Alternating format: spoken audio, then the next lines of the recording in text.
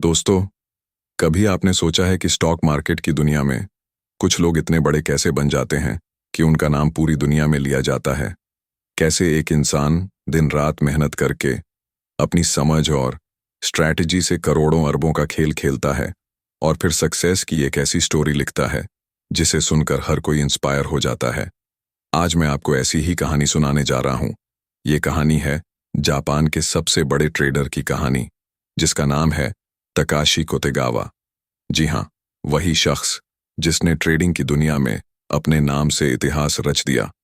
लेकिन उससे पहले, अगर आप पहली बार ये ऑडियो बुक समरी सुन रहे हैं तो आपको बता दूं कि आप सुन रहे हैं लाइफ राइटर चैनल। यहाँ पर हम आपको दुनिया की सबसे इंस्पायरिंग, मोटिवेशनल और सक्सेस से भरी कहानियां सुनाते हैं जो आपके माइंडसेट को चेंज करने में मदद करेंगी। और अगर आप सचमुच खुद की जिंदगी में ग्रोथ देखना चाहते हैं तो ये चैनल आपके लिए है। तो चलिए शुरू करते हैं तकाशी कोतेगावा की कहानी, जिन्हें लोग प्यार से बीएनएफ भी कहते हैं। और क्यों कहते हैं ये भी आगे जानेंगे। तकाशी कोतेगावा का जन्म 1978 में जापान में हुआ था। उनका परिवार बिल्कुल ही मिडिल क्लास बैकग्राउंड से था, यानी कि पैसे की बहुत बड़ी रहती थी, ना ही बचपन से ही अमीरी का कोई एक्सपीरियंस। एक सिंपल फैमिली बैकग्राउंड और सिंपल लाइफस्टाइल, लेकिन मन में कुछ बड़ा करने का सपना हमेशा था। शुरू में जब उन्होंने मार्केट की तरफ देखना शुरू किया तो उनको भी कोई अंदाजा नहीं था कि ये मार्केट कितना डेंजरस और कितना रिवॉर्डिंग दोनों हो सकता है।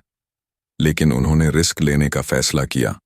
कोतेगावा ने 1999 में ट्रेडिंग शुरू की थी। उस वक्त इंटरनेट ट्रेडिंग प्लेटफॉर्म नया नया आया था और लोगों को समझ ही नहीं था कि कैसे काम करता है। लेकिन कोतेगावा ने टेक्नोलॉजी को अपनाया। उन्होंने खुद को सिखाया, उन्होंने हजारों बुक्स पढ़ी, चार्ट्स को एनालाइज किया और हर दिन अपने स्ट्रेटजीज टेस्ट किए। ये एक रात की सक्सेस नहीं थी, बल्कि सालों की मेहनत थी। उन्होंने सबसे पहले 1.6 मिलियन येन इन्वेस्ट किए, जो लगभग $16,000 के बराबर थे। यानी अगर इंडिया की करेंसी के हिसाब से बात करें तो 14,352 बनते हैं। अब आप सोचेंगे कि वो तो एक बहुत गरीब परिवार से थे, तो इतना पैसा कहाँ से आया? तो मैं आपको बता दूं कि ट्रेडिंग की दुनिया पहुंचने तक उन्होंने बहुत कड़ी मेहनत की, तब जाकर इतना पैसा इकट्ठा किया और फिर धीरे धीरे उसी अमाउंट को ग्रो करना शुरू किया। कई बार नुकसान भी हुआ, कई बार प्रॉफिट भी, लेकिन उन्होंने एक चीज सीखी, पेशेंस और ऑब्जर्वेशन। मार्केट में पेशेंस सबसे बड़ा हथियार है। उन्होंने कभी जल्दीबाजी नहीं की। अब बात करते हैं उनकी सबसे बड़ी और सबसे मशहूर ट्रेड की, जिसने उन्हें रातों रात सबकी नजरों में ला दिया। 2005 में एक बहुत बड़ी ट्रेडिंग अपॉर्चुनिटी आई, जब एक कंपनी के शेयर्स में एक टाइपिंग मिस्टेक की वजह से गलत प्राइस लग गया। इसको कहते हैं मिज़ुहो सिक्योरिटीज ग्लिच। इस मिस्टेक से मार्केट में अचानक हलचल मच गई, हर कोई घबरा गया। लेकिन वहीं तकाशी कोतेगावा ने काल्म रहकर इसको अपॉर्चुनिटी बना लिया। उन्होंने उस ग्लिच का फायदा उठाकर करीब 1.6 बिलियन येन कमा लिए, यानी करोड़ों का प्रॉफिट सिर्फ कुछ ही घंटों में। यहीं से उनकी जर्नी एक अलग लेवल पर पहुंच गई। लोग उन्हें बीएनएफ के नाम से बुलाने लगे और वो पूरे जापान के सबसे बड़े और सक्सेसफुल ट्रेडर्स में गिने जाने लगे। अब सवाल ये है कि उन्होंने ये सब कैसे किया? कौन सी चीजें थीं जिनसे वो इतने बड़े ट्रेडर बन पाए? चलिए उनको थोड़ा थोड़ा समझते हैं। नंबर 1, उन्होंने हमेशा रिस्क मैनेजमेंट पर फोकस किया। कभी भी ऑल इन नहीं गए, यानी कि जितना लॉस सहन कर सकें उतना ही रिस्क लिया। ये हर ट्रेडर के लिए सबसे बड़ा रूल है। नंबर 2, उन्होंने पेशेंस रखी, मार्केट को ऑब्जर्व किया, कभी पैनिक नहीं हुए और अपॉर्चुनिटी आने का इंतजार किया। नंबर 3, उन्होंने हर दिन खुद को इम्प्रूव किया, हर ट्रेड से कुछ सीखा और कभी ये नहीं माना कि वो सब कुछ जानते हैं।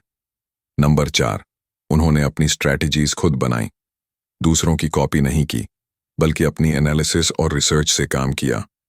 कोतेगावा का कहना है कि मार्केट में सक्सेस लक से नहीं आता, बल्कि डिसिप्लिन और सही डिसीजन लेने की कैपेसिटी से आता है, और यही चीज उन्हें बाकी ट्रेडर्स से अलग करती है।